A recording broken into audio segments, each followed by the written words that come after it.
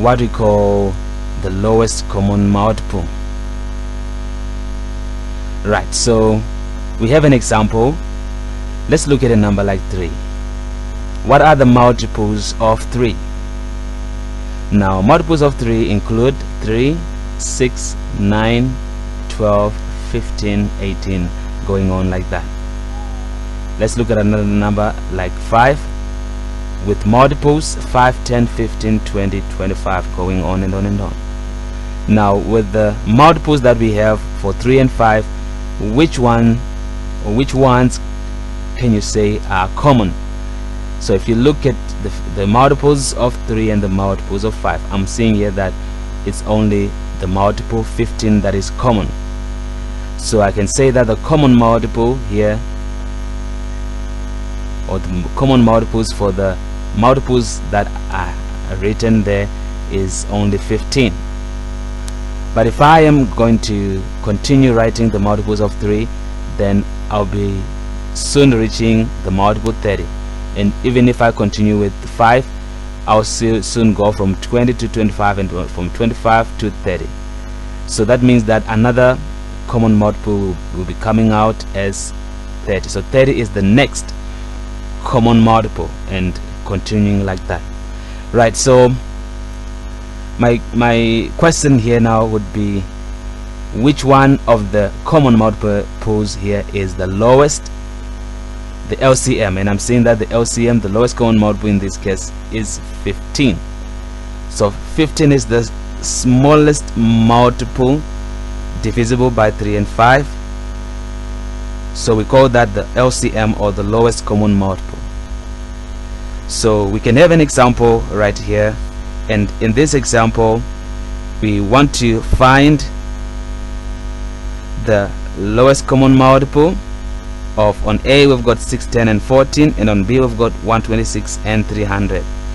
Right, so let's go on and start with part A. On part A we've got 6, and prime factors of 6 are 2 and 3. Remember, the prime factors are the most important. And prime factors for 10 are 2 and 5, and 14 is 2 times 7.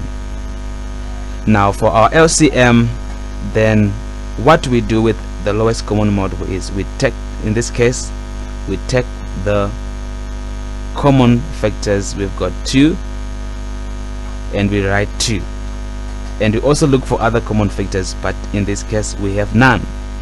So since we have no common factors, unlike what we did with the highest common factor, in this case you take even the uncommon factors.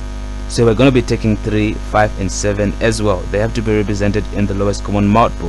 So this will be equal to 3 times 5 times 7. Right, and here the final solution will come out as 210. So 210 is the lowest common multiple. So I think you can see here the difference between how we find the highest common factor and how we find the lowest common multiple. With the lowest common multiple, we need to make sure that all the factors, the prime factors, are represented, even though they won't be common. On part B we've got 126, and 126 as prime factors will give us 2 times 3 squared times 7. We also have 300, and its prime factors, as a product of its prime factors, it comes out as 2 squared times 3 times 5 squared.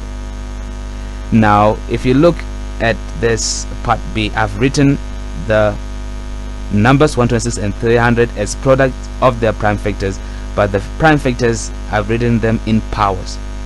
So when they are in powers like that, for us to find our lowest common multiple, then what we do is we take all the factors represented.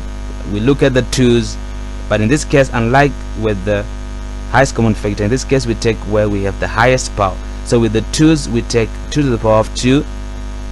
With the 3's we take 3 to the power of 2, the highest power. Now with the 7's, so we are taking all the factors, they have to be represented, the 2's, the 3's In this case, let's go on to the 7. Though it's not common, we take it as well. We only have 1 7, so we take that 7. And we also go on to the 5s. We only have 5 squared. We take that 5 squared, so that our answer comes out as 4 times 9 times 7 times 25. And simplifying this, we get our solution as 6,300. So the secret here is that you'll be taking all the factors represented, all the prime factors represented, and you take where you have the highest power.